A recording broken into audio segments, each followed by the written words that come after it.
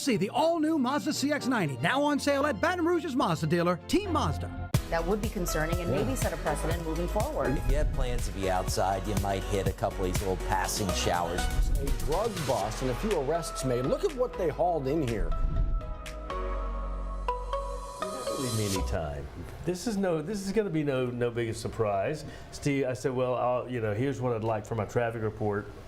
And Steve says, if I leave you time. Oh, he does have the power. What are you on about? What are you on? Well. Welcome to WAFB Plus and 9 News Now, everybody.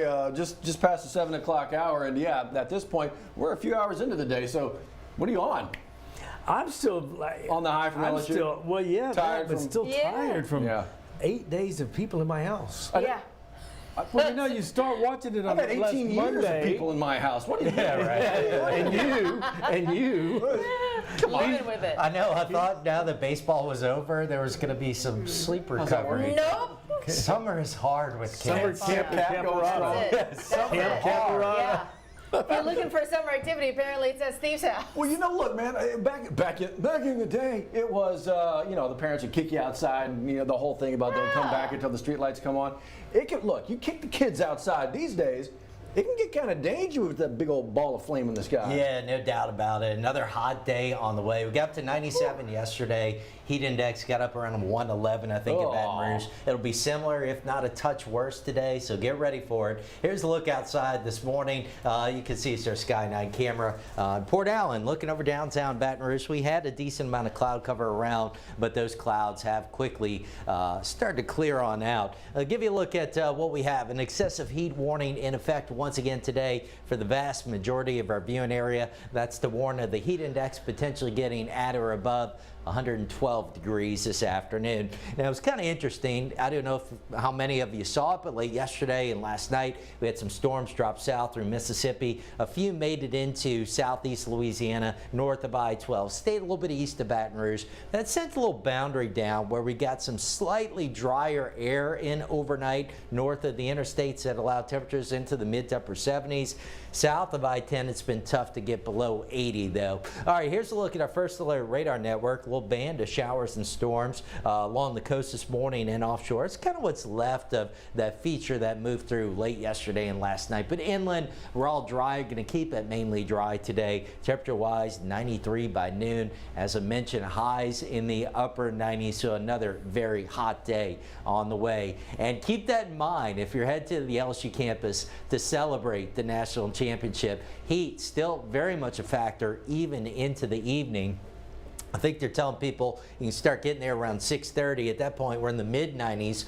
The festivities begin at 7:30, low 90s, and by 9 o'clock, as things are probably winding down, still in the upper 80s, if you can believe that. Should be mainly dry at least, but stay hydrated and be ready for a hot evening. And the heat index is going to continue to be an issue over the next several days, peaking 110 to 115, probably right on into the weekend. So more excessive heat warnings on the way. Dome of high pressure, still the main feature on our weather, and that's actually going to get more overhead the next couple of days. So that means an even better chance we might start to see temperatures hitting 100 degrees. I do have 100 or above from Thursday through Saturday. Otherwise, today through Saturday, mainly dry. There is one little thing to watch. We could get a few storms sneak in late tomorrow, Thursday evening. Keep an eye on that. But a few storms by Sunday, and then next week, better rain chances on the way. Scattered storms, and with that, should be some relief from the heat. Still going to be hot, but not as bad. Johnny? Looking at I-10 at the Essen Lane area, you have a 18-wheeler on the westbound side, right here at the top of the on-ramp at Essen. There's your I-10 traffic eastbound getting off at Essen and the exit that takes you over from I-12. And then I-12 itself is starting to get a little bit slow this morning, as we can see that on our camera shot. I-12 right here at the 4-H Club Road area is starting to back up before Pete's Highway to 4-H Club Road, and then Amy River Bridge on into East Baton Rouge Parish at O'Neill Lane. A lot of road work, not just on the interstate, but we have a whole lot of road work this morning and for the rest of for a while at different spots. So just be aware of that. And we did have an earlier crash, and it is still being worked right here on Antioch at Tiger Bend. We recap the morning headlines for you every morning right here on WAFB Plus. In case you're too busy to kind of pay attention, we kind of give it to you in summary form every morning at 7:02. And to do that, Liz and Matt.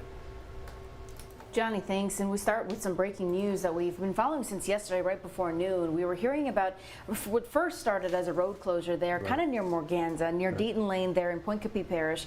And we've since learned here 2 people have died and 1 person still fighting for his life at a local hospital. And it involved an ambulance, right? And 3 people on board that ambulance. 2 of the people on board are the 2 who died during this, the driver of the ambulance and the patient being transported. Another person on board, EMT, actually injured in this critically. 2 other vehicles involved, an 18-wheeler, another vehicle as well. Injuries in those vehicles, but those are said to be, according to state police, moderate. But it's the other EMT in that ambulance, critically injured, fighting for his life. But maybe there's a way we can help out the family today. There are 2 blood drives happening. There's both are sponsored by Our Lady of the Lake Regional Medical Center. So if you'd like to help out today, you can go to the Blood Donor Center at the Regional Medical Center there on Essen between 8 and 6:30 p.m. There's one at the Our Lady of the Lake location in Ascension Parish, 8 to 4:30. You can donate blood out there. But every day, again, this is the blood that's going to need to be replenished on the shelf. So they're currently using the supply that's already there. This blood's going to be have to be tested. It's going to have to be put back on the shelf, so it's going to take some time. But remember, for any critical case, the blood always needs to be there before a patient makes its way to a hospital. That means us constantly kind of upping that supply. So if you'd like to be a part of that, again, those 2 places, go there and make that happen today. Okay, so all that's going on. Then this, okay, this is well going on. We got a couple of shootings, couple of deadly shootings in Baton Rouge being worked by detectives right now, both happening within a few hours of each other? Yeah, all happening Tuesday afternoon. The first one we heard about was there on Woodpecker Street, kind of near Avenue J and Woodpecker, where it kind of meets there. Baton Rouge police working this one where we're told a man was shot and killed in his car. Still no details about who that victim is, who the shooter may be in this situation. But not long after that, we got another call about this. Yeah, so 1 dead, 1 critically injured here. One, what's just simply described as a male victim dead, a female victim critically injured, taken to the hospital. The shot in his home there, they say, shot in a home. What happened here? Not a lot of information released actually on either one of these cases. Right now they're saying they don't appear to be any kind of connected. Just the only connection is they happened at similar times within a few hours of each other. If you know anything about either one of these cases, you know the number to dial. It's going to be Crime Stoppers at 344-STOP. No one ever knows who you are, could be eligible for that reward. But again, 2 deadly shootings the BRPD is working, they're happening just within a matter of hours of each other. We've just heard about this in the last couple of hours. A paraglider in Central was rescued after crashing into a tree. This happened while all of you were sleeping. It's kind of hard to make out, but you kind of see some of like that parachute type of material caught in the trees there. So we heard about this from authorities with the Central Fire Department. They're the ones that are making the rescue. It's happened right around 9 o'clock in the 1500 block of Hooper Road. So you can see there's not really much around there. You got a couple of commercial properties, but imagine, look trees. At that. Yeah. That's what you have. So a person was stuck 50 feet in the air while stuck in a wooded area. The Central Fire Department, good on you firefighters for rescuing the person there. It took them about 30 minutes to do that because that's a little bit of a tangled mess. Yes, it took about half an hour to get out there and find them. But you're right, it's not a lot of like buildings out there. But yeah, you click on the little satellite view and you realize pretty quickly it's a lot of trees and you see where the thing was stuck. Tree. So yeah, that was quite the sight to see, I'm sure. Okay, Callie Hubbard's talking about this morning. Sextortion schemes. We're seeing more and more of these out there across the country, globally as well, I'm assuming. But the FBI looking at the ones happening here in the United States. It is critically important that parents, if we're talking about children, really have the conversation with kids. And I know I try to, my wife and I try to. You can never be too careful, obviously, but sometimes you're as careful as you can be and things still happen. What you're putting out there, can be taken and manipulated and turned into something like this. And you could be as blameless as maybe just posting school pictures, team photos, and then somebody, a malicious person out on the internet could take that picture, put it on someone else's body, and then share things with malicious intent. So the goal is to try to avoid all this. And keep in mind, some of this is unavoidable, right? Whatever you put on the internet stays there forever. Good, bad, whatever it is. So Callie Hubbard's sharing some resources, a tip line, a crime reporting line, if you have been a victim of sextortion, or if you've noticed a picture of yours that's out there on the internet, or maybe your child. She was sharing another tip that was saying maybe once in a while do a Google search of your child's name to see what is out there, right? You may not know what other pictures, what metadata is already out on the internet, so it might be good to do a check once in a while just to see what's out there, and then you can report it if you find something. Yeah, the best practices, those that right there is included in the best practices. You know, the ultimate best practice is never post anything.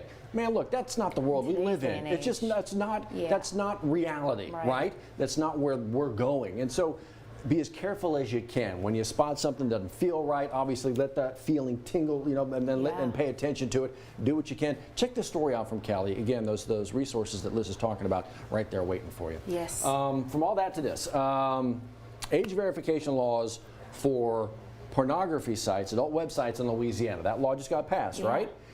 Well, maybe we'll see how long that lasts. Yeah, public affairs group saying that the law is kind of vague here, saying that the 30% rule of saying, well, this isn't allowed, there's still kind of no guideline as to what that is. Is it posts? Is it photos? Is it text? What is it going to be? So they're asking for more clarity here before it's fully enforced. There you go. Let's quickly do this one. Let's talk about the good stuff. Yes. Here. LSU baseball, obviously coming off the national title just recently. Big celebration tonight. Tonight, 7:30 at the box. Doors will open at 6:30. And I tell you what, Steve did mention this in his forecast. If you are looking at that 10-day tonight, the overall 90 degrees when you head out that way, it's going to be a hot day in our part of the world. So if you plan on camping out, maybe to secure a really good spot inside Alex Box Stadium, hopefully you bring some water, drink it up before you get in there. Yeah, because, you know, it's LSU, it's LSU fans. It's going to be a few beverages probably besides water involved. Besides just the water, Got to be careful with that on a day like today. So really make sure you stay hydrated. For every one of those other beverages, good rule is have a cup of water to go along with it. They literally call them spacers. And so there you go. Have your fun, and then have your spacer. Stay hydrated. Don't get too sideways. You can always watch it right here on WAFB, right? That's it. 7 o'clock. We've got that special airing celebrating our champs right here on WAFB Plus and WAFB. It's going to be a good night. I think so. Good night. Good night. Good night. Oh, that too. A nap sounds real great. But we still have a whole, other hour? Yeah, join us at 9 on the big station. On the big show, on the mother show. You could be driving smooth handling and smart interior styling. Just two reasons why the all-new Honda CR-V was once again named a Car and Driver's 10 best trucks and